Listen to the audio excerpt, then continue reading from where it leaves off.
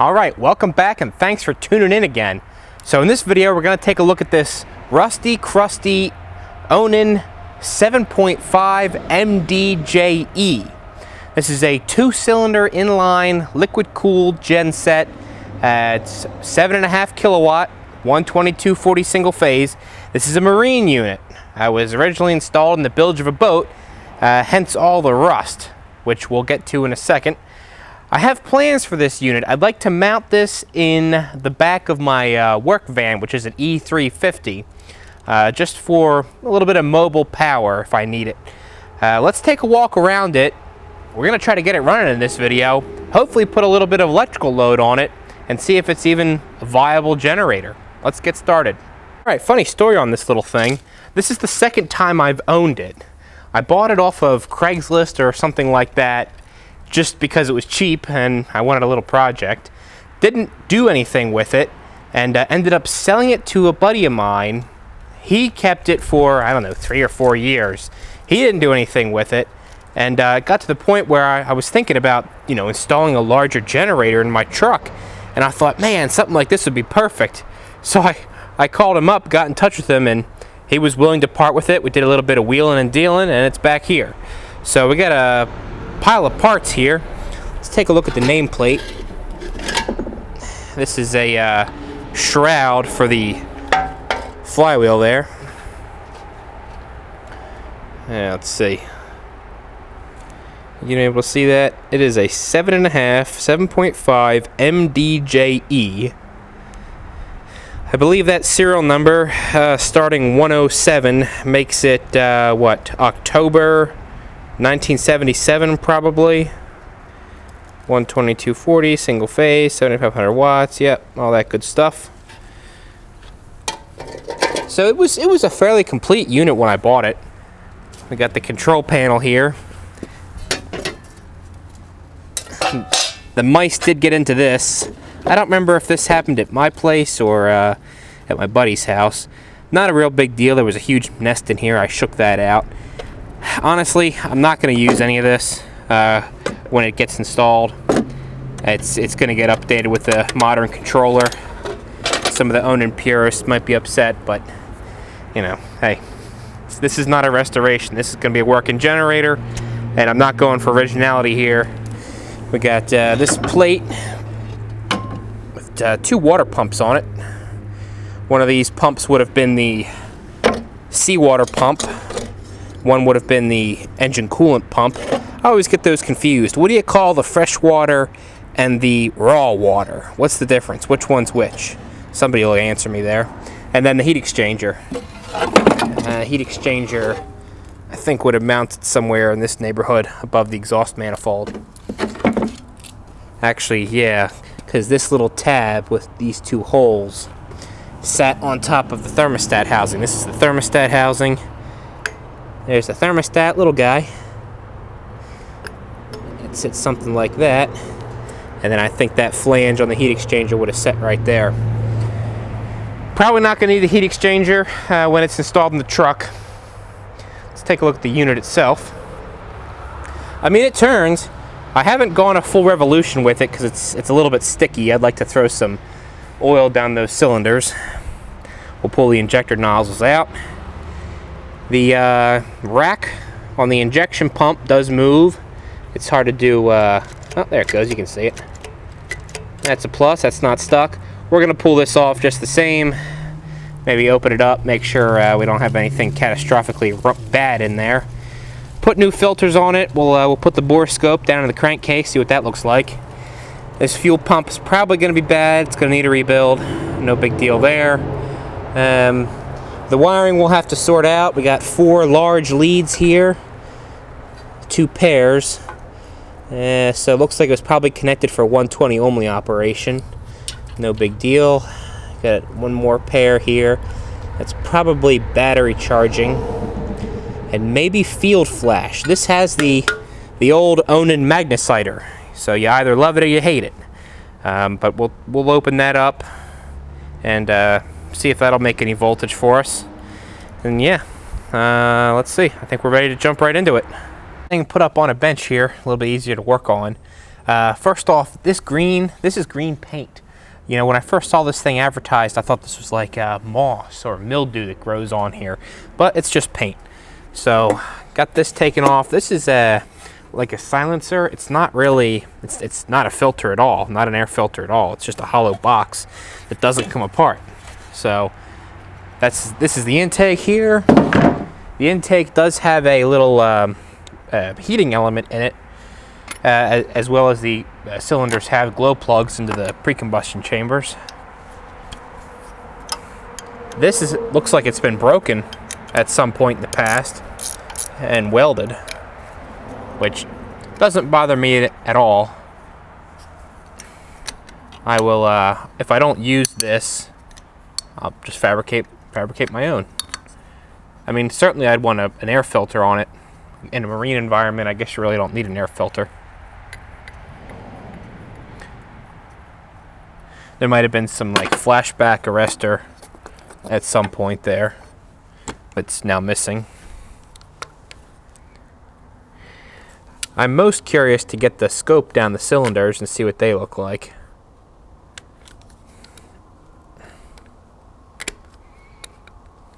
Come on. I always fight with these spring clamps.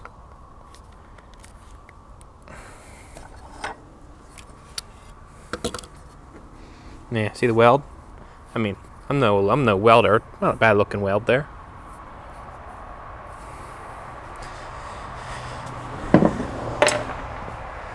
Let's pop this rocker cover off.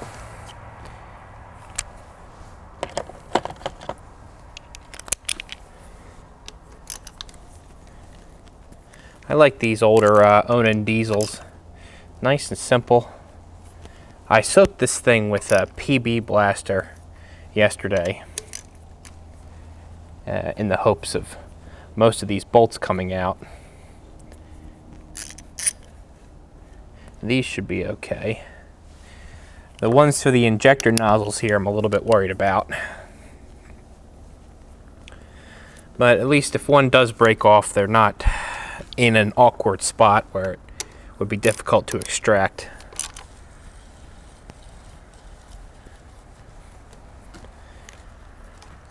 I mean, I pulled the dipstick. There is oil in it.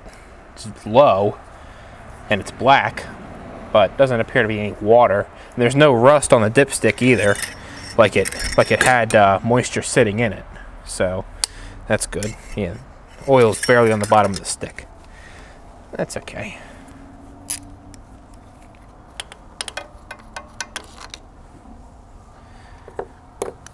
So I believe this large bolt just holds this lifting bracket on here. Now if I break this gasket, which looks like I'm not going to. No, well, it stayed there. That's great. So the top end, the rockers are lubricated from above here. See this tube on the inner side of the rocker cover? Pressurized oil enters this little hole, runs up the tube, and there's what? 1, 2, 3, 4 little holes in this tube, and then a drain. I wonder if there's a pinch there. I wonder if that's, oops, sorry. I wonder if that's like a restriction, an engineered restriction. So this dribbles oil on the rockers, and there's an oil line that comes up here, and then there's a corresponding hole on the head here. It looks fantastic. That's good. Black sticky oil. Nothing wrong with that at all. Let's take a look.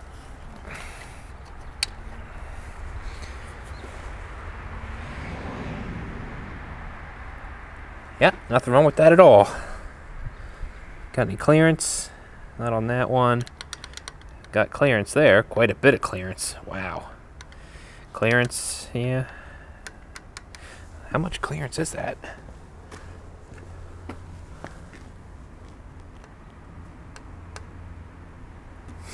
I don't know what the spec is. That seems a little high to me. A little bit of crusty stuff on the valve springs. A little bit of burnt oil. Okay. No problem. Let me bring you over here a bit closer. We'll see about getting these injector nozzles out. Let's try this one here, nearest to you. I think we got a 3/4 here for the line, high pressure line.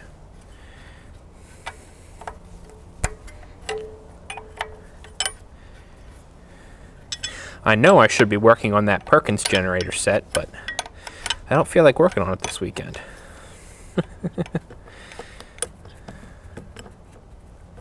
This is something I've been wanting to get to for a while. Take this line off just the same.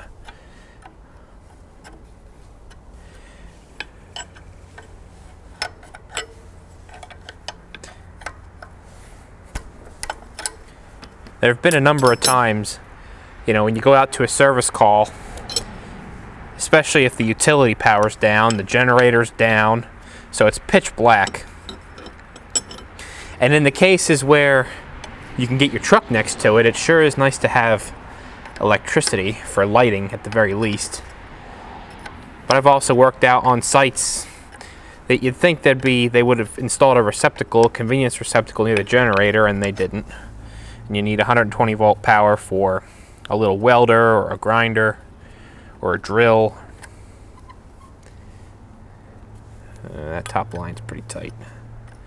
There is a liquid coming out of this line, so it's ancient diesel. It smells like diesel still. It smells like stale diesel. Yeah. Set that down over here. Take this one all the way off.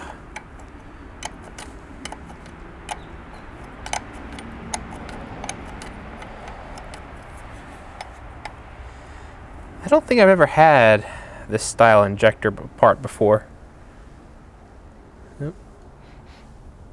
A little something dribbling out of that one. It's diesel. It's very, very old diesel. And then these should be 7/16 little inverted flare fittings, like brake lines. This flare nut's all round, or line nut's all rounded off. I don't know if I'm gonna be able to get that on there or not. All right, well, I managed to get the line wrench on there, the little crow's foot. I gotta put a little bit of heat on this brass fitting.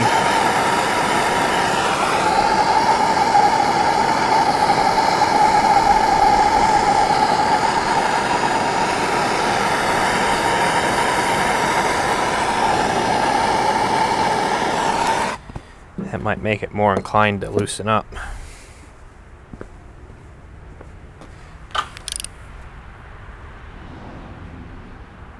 Yep, there we go.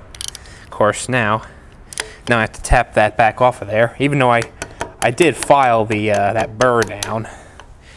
Let me put a little bit more penetrating oil on there.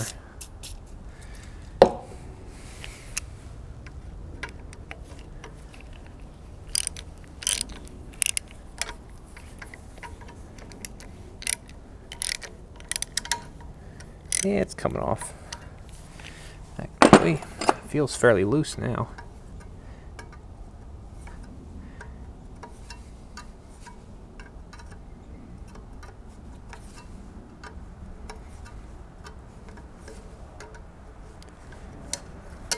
Okay. I've had difficulties getting these injectors out before. Hopefully these don't fight me. Not even just the bolts, getting the actual nozzle out of the head.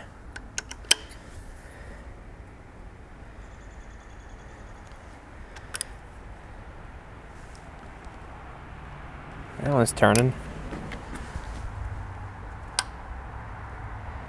That one's turning. All right.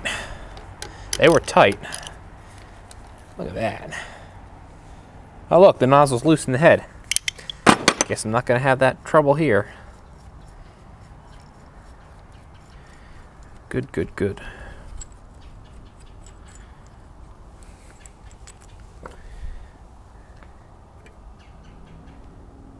Okay.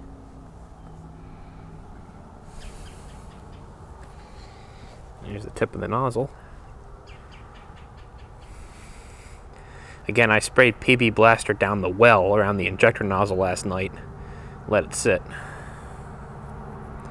Yeah, these are Bosch. It's funny, I think one of my co-workers put new injectors in a similar engine to this. It was a 4-cylinder Onan, and they actually said Yanmar on them. I don't know where he got them, but they look exactly the same. So I don't know if Yanmar licensed the Bosch design at some point. Let's try this other side now.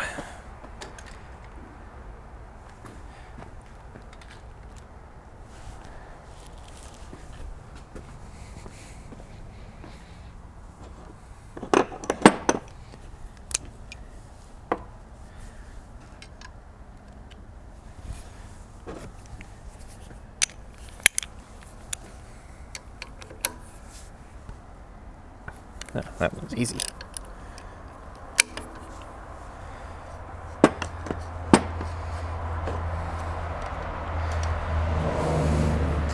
This thing might be in better shape than I thought. It's just a little ugly. Nothing wrong with that.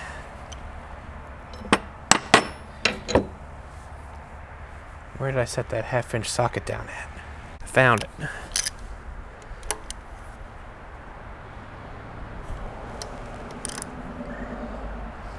The nice thing about having the whole bolt exposed is you can look right down at the base of the threads and see if they're spinning or if the bolt is twisting.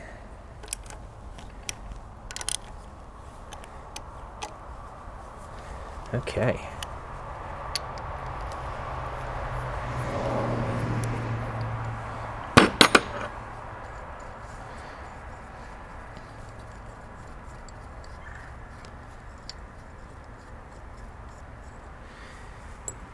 And that one's a little snug.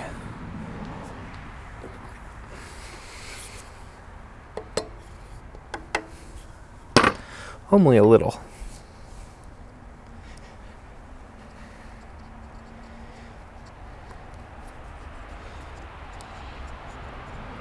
I think the whole washer's coming out on this one.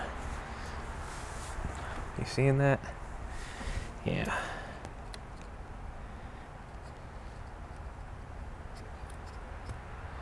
Okay. So what you're seeing here, this stayed down in the bore on the other one. And that's the cover for the pre-combustion chamber. There's two pieces here and a little asbestos gasket in between them. Alright, well, let's get the bore scope out and take a peek down them cylinders. Alright, well, we pulled the bore scope out here. So this cylinder is going to be easy since we took the top off the pre-combustion chamber that came out with the injector nozzle. This one's going to be a little bit of a pain because we've got to go through that main hole there, and you'll see when we get this, when you're looking at the scope, we have to make like a little dog leg and go through the transfer port into the actual main combustion chamber. So let's set you up on the tripod here. See if we can zoom you in here.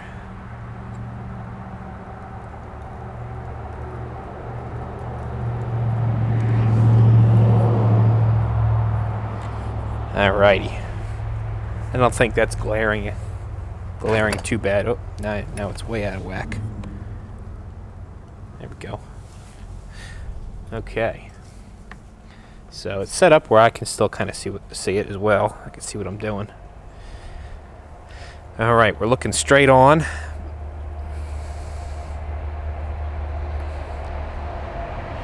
Through the nozzle hole. And that's we're in the pre-combustion chamber now. That dark spot is the transfer port. That little nib you see there on the lower right, that's the glow plug, the tip of the glow plug. Let me go in a little bit further and I'll switch over to the side view. There you go. There's a glow plug. So we got to go through that hole, which you can see that hole kind of shoots over to the left there. I'm going to take this back out and try to bend it a little bit. Pre-bend it to help it go through that hole. I'm going to have to watch the camera and guide it through.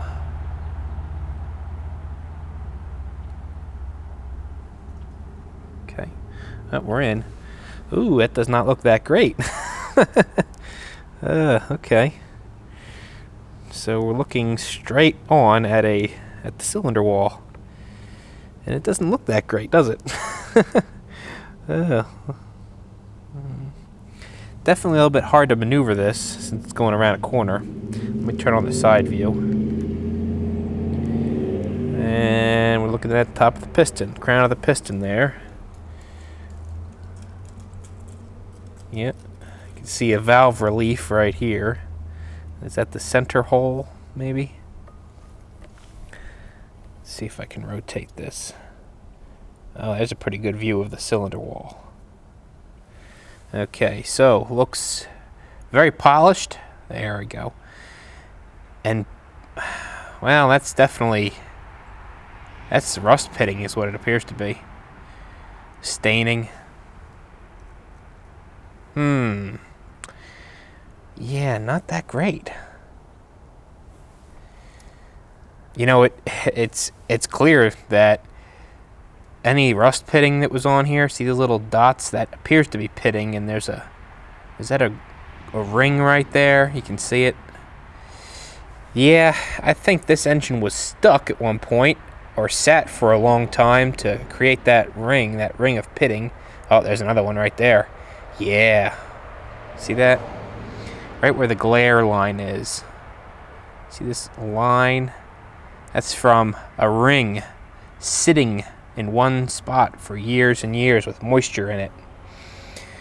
And it looks like it ran afterward. Somebody just broke it free and fired it up.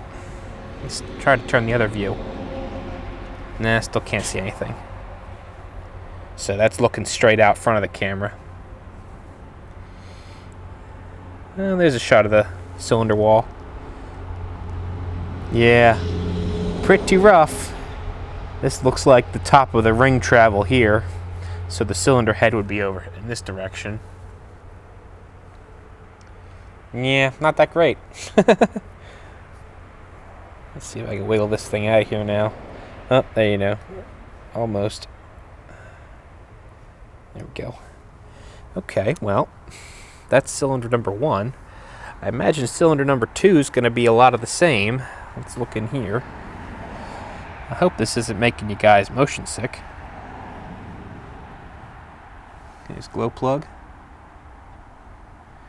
And transfer port. Got to bend this one a little bit too. Alrighty.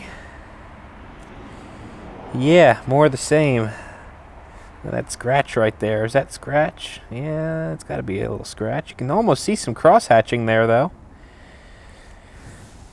Not that that means much. Yeah, look at all that pitting.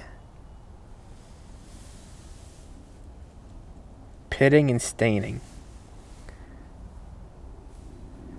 I guess that's the life of a marine engine, huh? I don't know if this was used in fresh water or salt water.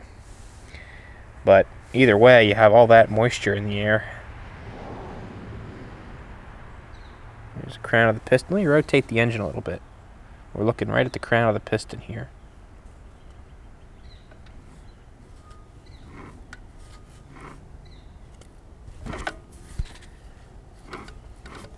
Yeah, that's the bottom of its stroke right there.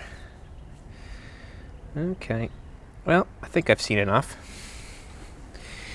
Right, so set that down. So it's a little rough. A little rough in the cylinder area.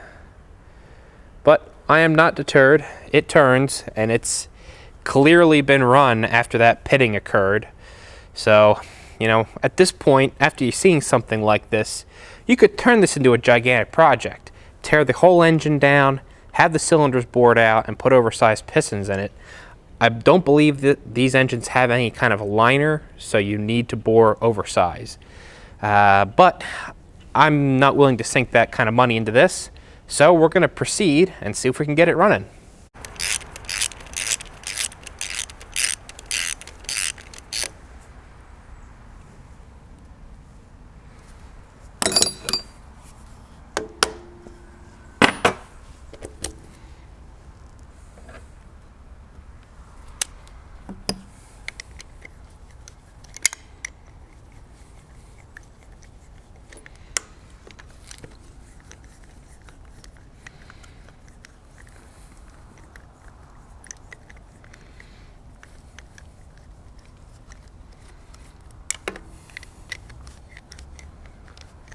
Come on.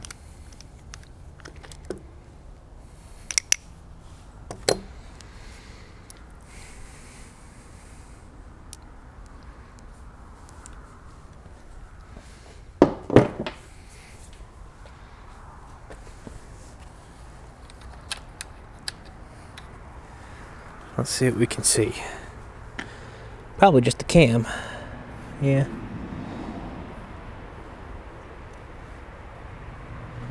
Cam and a little bit of the crank down there. But we really needed to take that off because we have to put a locating pin in this. We got to take this screw out, put an 1/8 inch pin in here, and that's how we time the engine to the pump. So put the pin in, rotate the engine until the pin drops in, then you can pull the pump off. Which, I would say we're ready to do that now. Let's get this off of here. Well, we're just about ready to pull the pump out of here. I've dropped the fuel filters off, and I was able to rotate the oil pressure gauge and low pressure warning switch, or shutdown switch, out of the way. That should give me enough room to pull this straight out. There's an inch or two here, 1.5 inches or so. I popped the throttle link rod off of the little ball socket there on the pump rack. That's plastic, you got to be careful with that. And I've also removed the shutdown solenoid. So this is spring loaded in the out position. When you energize this coil, set this down, energize the coil, come on, pulls this plunger up into the coil, which allows the injection pump rack to move. The rack moves very, very freely, almost suspiciously freely, like it's not connected on the inside. But we're going to find that out when we take it apart. So let me move this out of the way. Alright, so we're ready to time the injection pump to the engine. Once we pull this pump out, we don't want to rotate the engine. It's going to stay where it's at. So I got to pull, let me zoom in here. See this little screw? This little flathead screw? I think I showed you that earlier. I'm going to pull that out.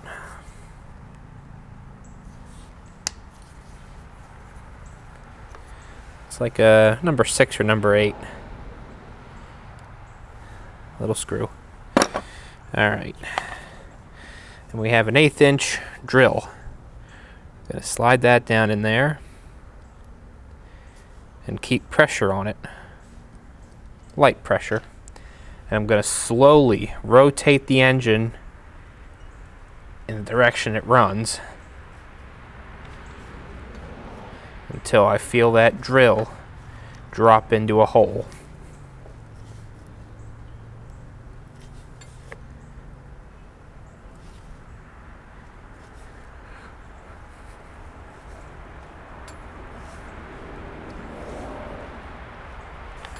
Must have been right there.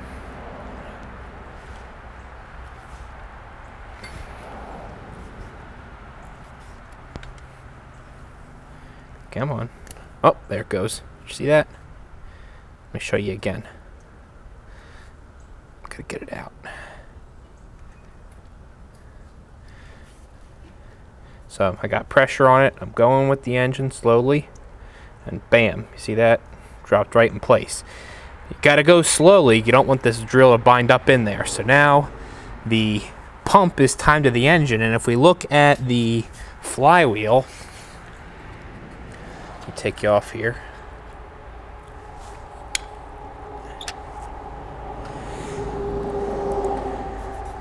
Oh, I'm still zoomed in. See the pointer?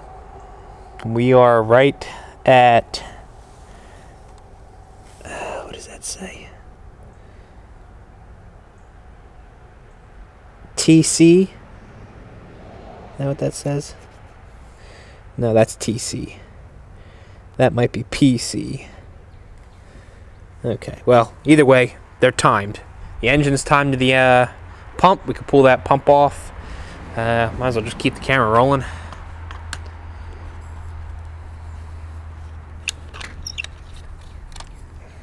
back you out here.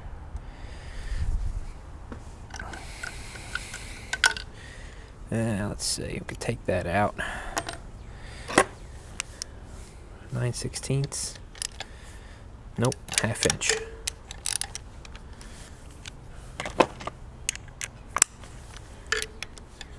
Should be able to get that in there.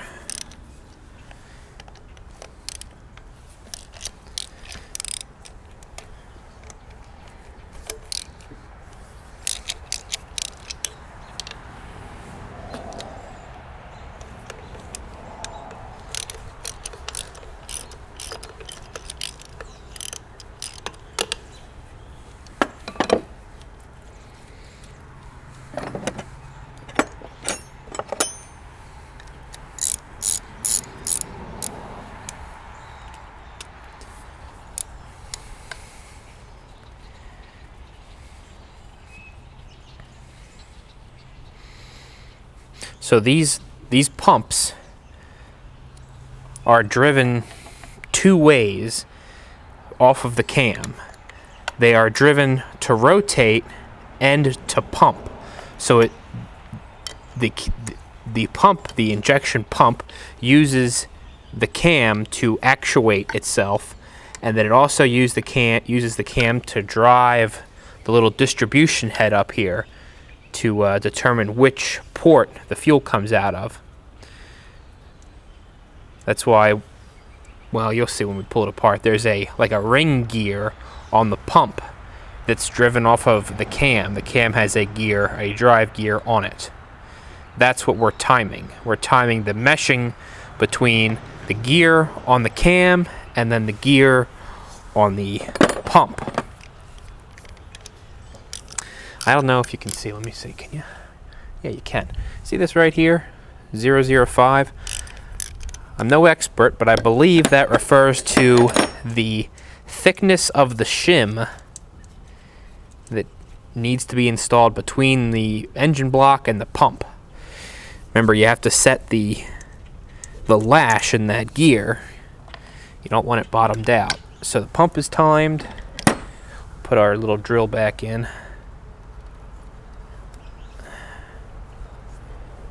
Give it a little tap here. Okay.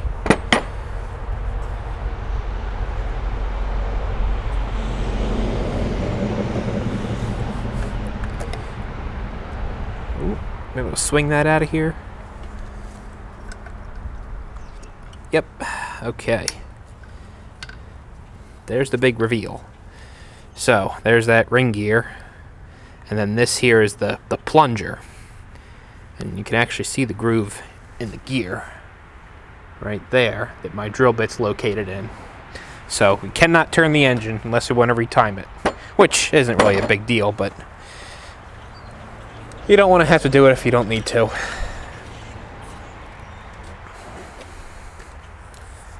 See the gear on the cam there? And then that is the cam lobe that actuates the pump. Got an O-ring seal. Oh, that shim. Where's that shim at? There it is. Don't lose that. See it? And then there's a O-ring seal here. Okay, well, before we take that apart, let's dump these fuel filters out and just see what's in those. This is the primary. I'll do the secondary first.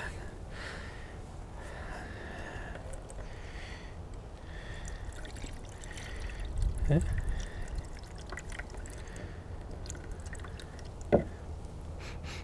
Smells like old diesel. I don't see any water though. Not the primary.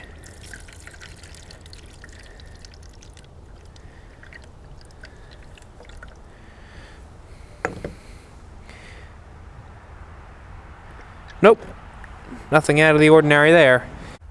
Alright, while you're looking through the bore scope again, this is the best way that I could figure out to show you what I was really concerned about with this injection pump. Here's the pump itself, and we're going to go down through here and take a look at the metering sleeve.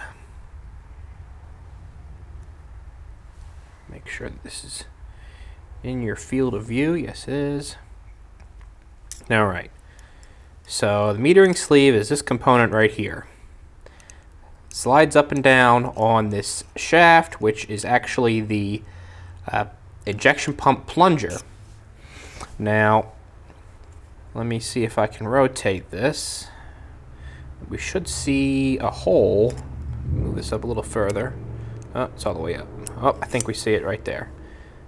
Yep, see that hole? If I move it right in front there, there's a big glare.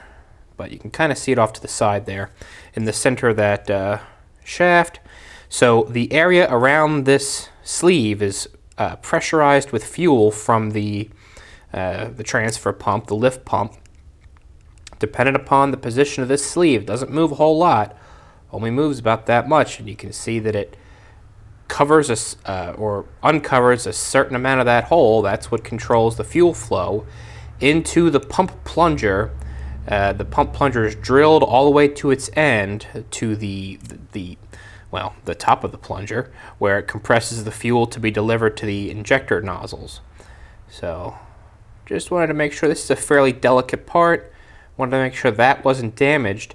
Even more so, the piece that fits in this groove. So, the component that moves this up and down sits in this groove here. They can break very easily if you're a little bit aggressive. Let me set this aside and we'll take a look at that. Let me zoom you on out here. Okay, so right here, this is the throttle lever, the little bearing that it rides on that my fingers are gripping. And you can see on the end here, you got this little T-shaped pin. It sits in the end, very, very thin. That square section fits in the groove, the squared groove of the metering sleeve. When you rotate the throttle, you can see that this can stay lined up or aligned with the metering sleeve. You rotate the throttle, and that moves very slightly back and forth. The throttle itself, the throttle lever only has about 45 degrees of rotation, say from about there to there. So you can see it doesn't need to move that sleeve a whole lot to drastically change the engine's power output. So if that metering sleeve becomes stuck or rusted or stuck fast to that shaft, it can very easily shear this little pin off, either by turning the engine over and actuating the plunger. That can shear it off. If the throttle is stuck as well, or if that throttle rod is stuck, or if the metering sleeve is stuck on the shaft and somebody goes to force the throttle, it will also shear that off. Just be careful. If that does not move freely, you got a problem. Stop. I also took off the delivery valve off the front of the pump here. Turn this light on. There we go. Alright, so in the dead center, that hole, that little hole, that's the transfer passage that the metering sleeve regulates. Right in the center, that shiny area around it, that's the top of the pump plunger. Above that pump plunger, this little component here forms the head of that chamber. When the pump plunger is pushed up by the cam, it compresses the fuel in that area, forces it through, or pressurizes the fuel, forces it past this little needle valve, which almost looks like the inlet needle for a carburetor, up against this spring. That spring regulates the pressure that's held in the line, or the minimum cracking pressure for fuel delivery into the lines. Comes up into this hollow area, fills this with fuel. The fuel is discharged through one of these holes. There's one here, one over here. The fuel then passes into this side hole over here, where it enters a gallery and that is transferred to the rotating portion of the hydraulic head. So essentially the distributor that tells it or sends it to whichever port it needs, whichever port needs fuel at that time. So really there's nothing under these. There's no delivery valves or anything under here. They're just fittings. So that's the workings of these pumps. I don't want to take it apart any further because there's a large O-ring here, large thin cross-section O-ring that I'm probably not going to have. I do have this O-ring here, so I'll replace that before I reassemble it. Also broke the injector nozzles down. The pinholes were not stuck, which is good. They were covered with kind of a sludgy, gunky fuel, so we'll clean those off and reassemble everything. Figured before we put the injectors back in, we'll adjust the valves here, just because it'll be a lot easier to rotate the engine over with no compression. So I mentioned earlier that there's a lot of clearance in these valves. Actually, come here. Let me show you this. Okay. Here's number 1 exhaust valve. Look at that. Now the spec is 17 thousandths. Let's see what that is. I bet you that's well, that's got to be over 30. Here's a 30 right here. Yeah, sails right through there. I think I have one larger one here. 32. Yep, sails right through there. It's double. It's got to be double what it needs to be. So this thing probably has quite a bit of wear on it, quite a bit of hours. There we go, 17. Downside about a lot of these older Onans, a lot of older generators in general, especially I don't want to say lower quality, but the more consumer grade units, they didn't have hour meters. Like on the gen set itself, it might have had an hour meter on the control panel for it. I mean, these Onans didn't come with one typically. It could be requested, but I guess not a lot of people went for that option. There we go.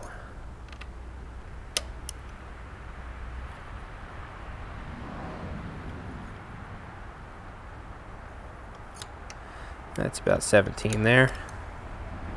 A little bit more.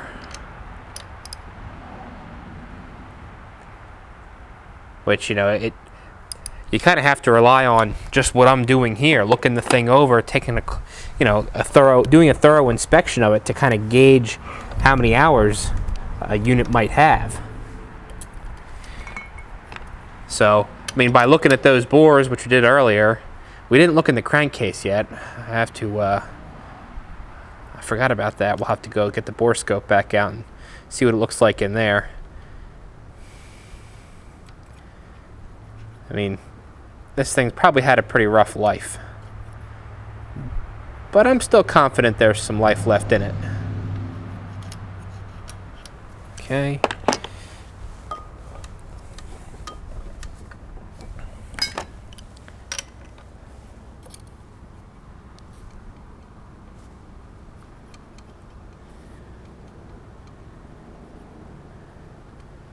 Wow, that one was really off. It's interesting, you know, you got to wonder where that wear came from.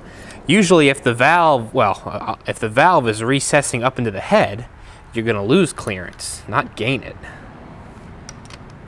Who knows? Maybe it was just never adjusted correctly. Somebody went in here and serviced it and didn't adjust it correctly. Who knows? Maybe, I don't know, maybe somebody went and retorqued the head or something and didn't readjust the valves. It's kind of a stretch, but you never know. When stuff gets old like this, you know, this unit is 70-something, 77, you know, almost 50 years old.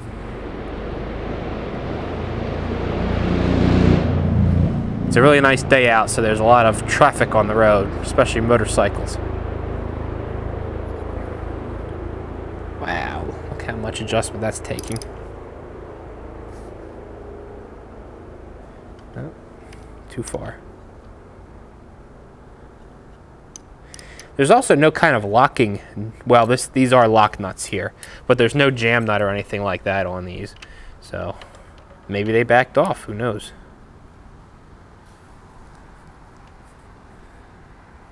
That's about where it needs to be. A little bit more. That's got it. All right, valves are adjusted. We'll throw some oil on there, put the rocker cover back on, and we'll put the injectors back in. And then we're not going to be far from a startup at that point.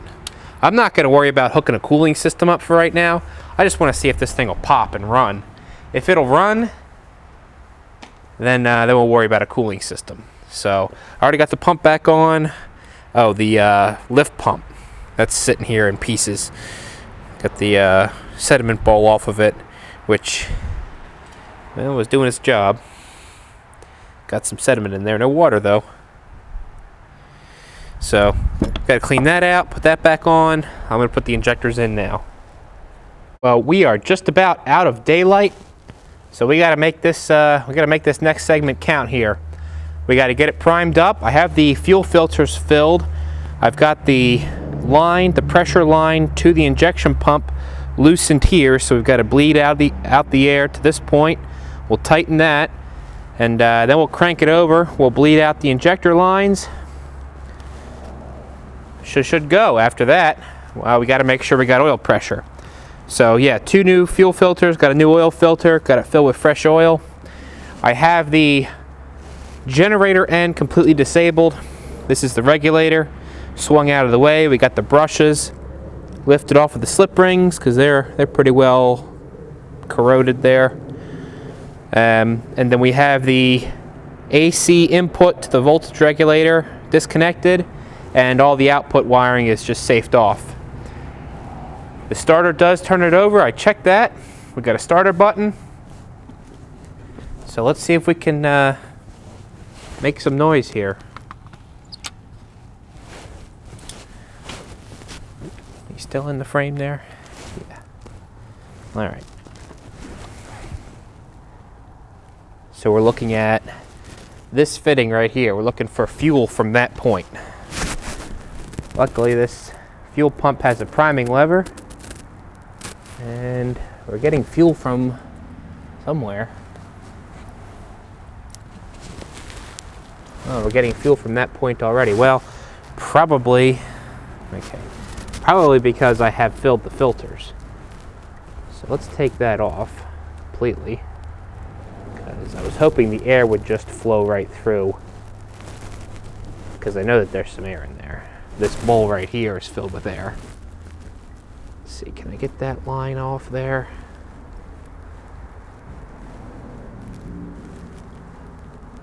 Don't fight me too hard, come on.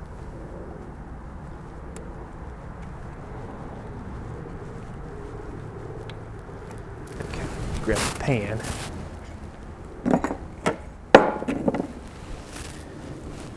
We'll see if this will work better. Let's just direct this down, and we'll run this line right into this pan. And we should get some air out of that, I would expect.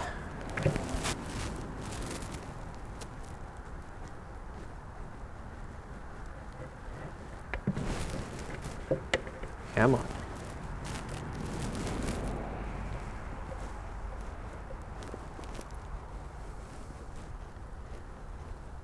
Well, at least the fuel pump's pumping.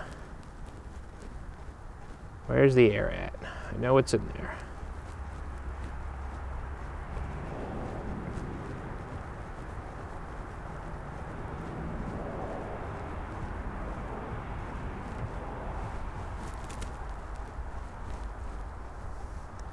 Well, maybe not. Oh, there it is. I knew it was in there. Keep pumping.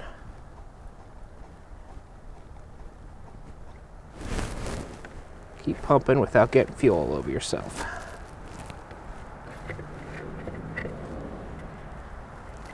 I want to keep the line oriented up so it holds a little bit of fuel in it.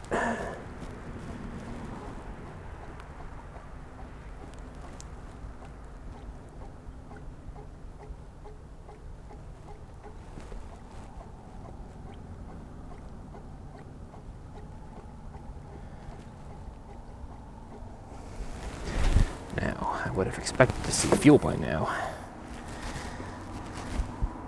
that's tight. Let me make sure my piece of fuel line didn't curl up above the fuel level in the bucket, which it likes to do. Gotta watch that. All right, let's try this again.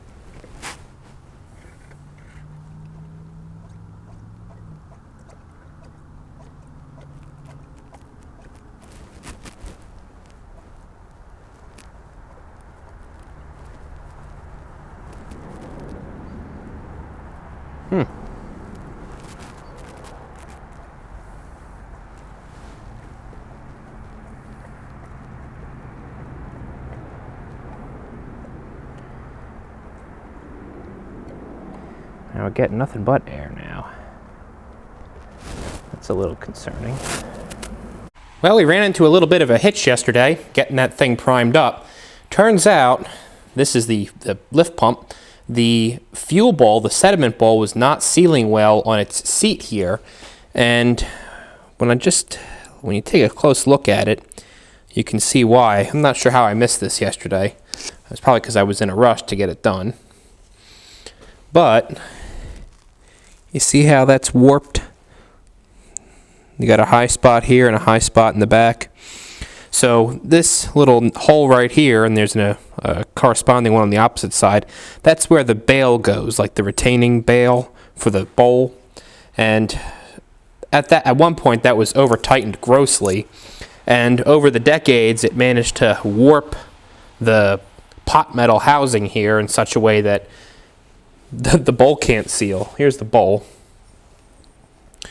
Right, so that sits in here like this, and you can see how that rocks back and forth on the high spot here and here. So I was unable to get a good seal. I was just sucking air right around this area. So what I'm going to try to do is take a conical carbide burr and kind of go in this area here and this area and try to relieve some of the excess height here, and then see if we can get that bowl to sit flush and not rock around. Make up a new cork gasket and we'll try it again. We had some success with the fuel pump. So now the bowl, it still rocks back and forth, but only slightly. You can see just how much material I had to remove.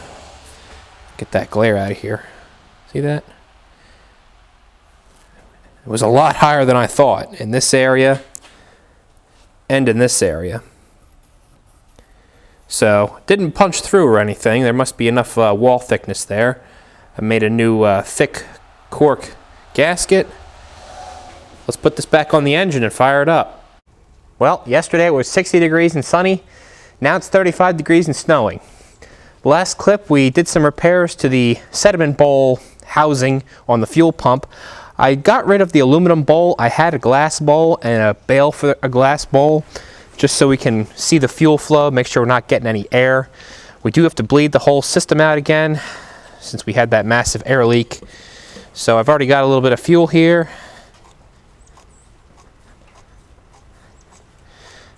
Looks to be pumping just fine.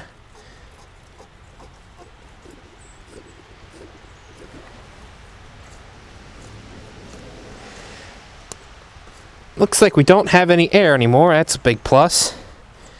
So I just got to keep pumping.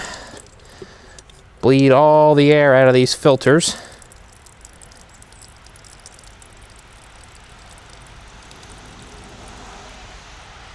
We are flowing fuel now. Obviously you're a little bit farther back just to keep the camera out of the snow. Yeah, I don't see any more air entering the sediment bowl. That means we're good. We're getting straight fuel out of the line here. Maybe a little bit of air yet.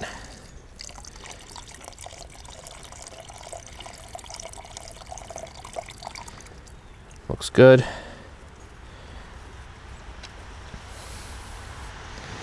Everything's a little bit tight around the fuel fittings here. I wanted to make this thing fairly compact, I would imagine. We got a battery and a starter button hooked up here.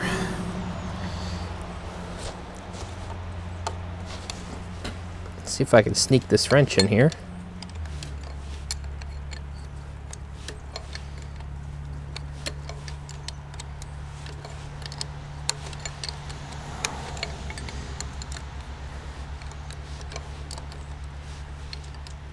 We also got to see if we make some fuel pressure, or rather oil pressure, which I'm guessing it will.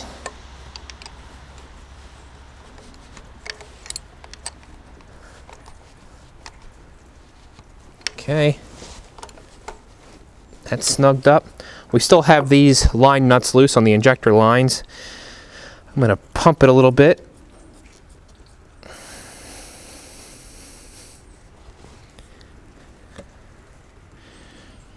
Okay, apparently that's not a sealed container. That's cool. No worries.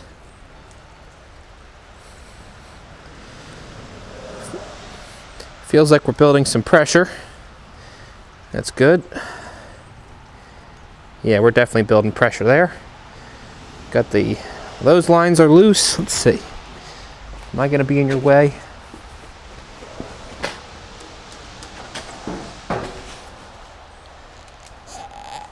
Maybe we'll bring you over this side.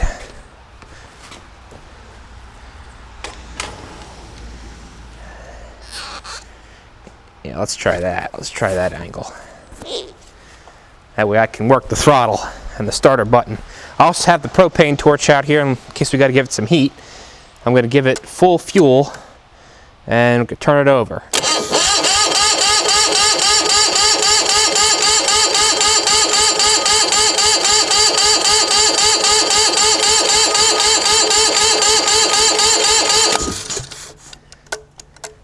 I don't see anything from these lines yet.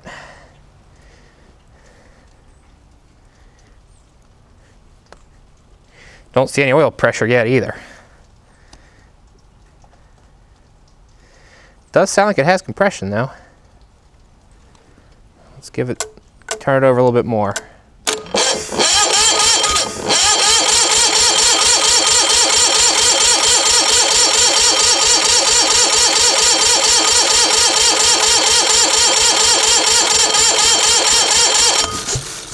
Oh, hey, oil pressure came up, and I'm just starting to see some fuel from this port. Nothing here yet. Let's give it a little bit more cranking.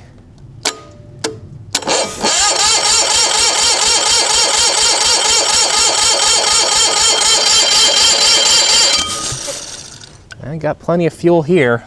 We're starting to get fuel here. Let's close them down. We'll see if we can get any smoke out of it. I don't know if it's going to start without glow plugs. It's a little bit cold. Got oil pressure, that's a big plus. Probably going to have to give it some heat to help. Give it fuel again.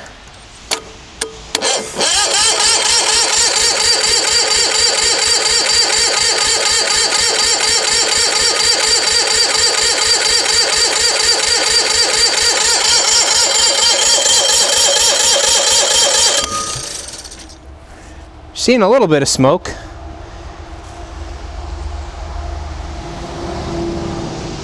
Not too much yet. We'll loosen these back off.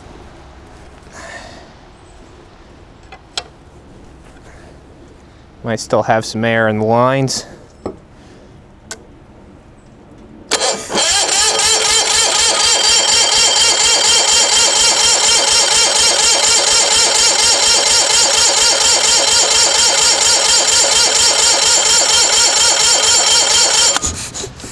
Yeah, I'm seeing a lot of fuel out of this one here, not so much out of here.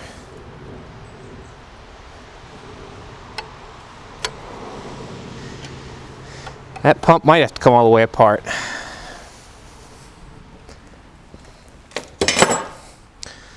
I'm going to get the torch out, try to save this starter a little bit.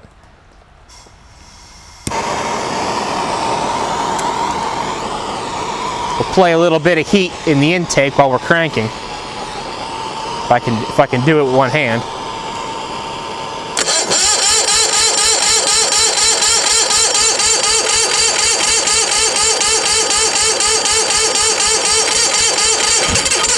Oh boy.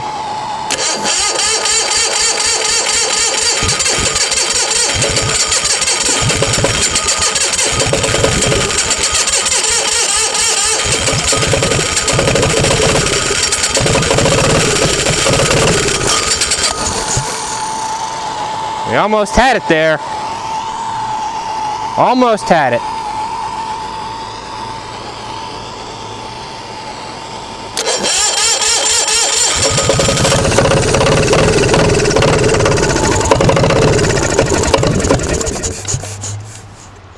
Ooh, okay. So she needs the heat.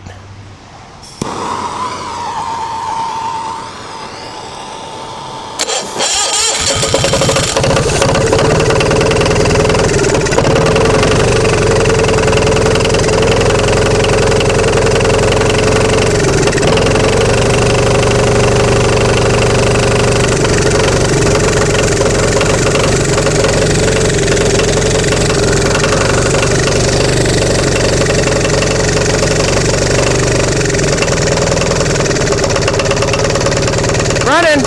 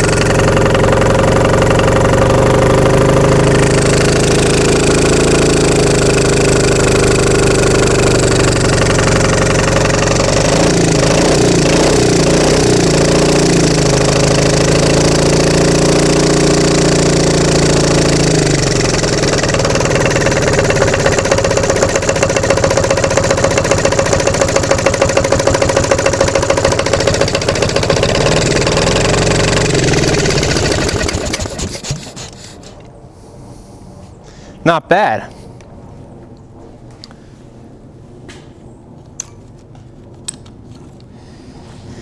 Probably the first time this thing's been running in a decade or two.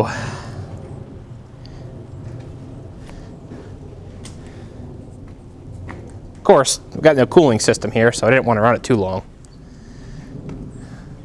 Yeah, these little Onans are pretty cold-blooded.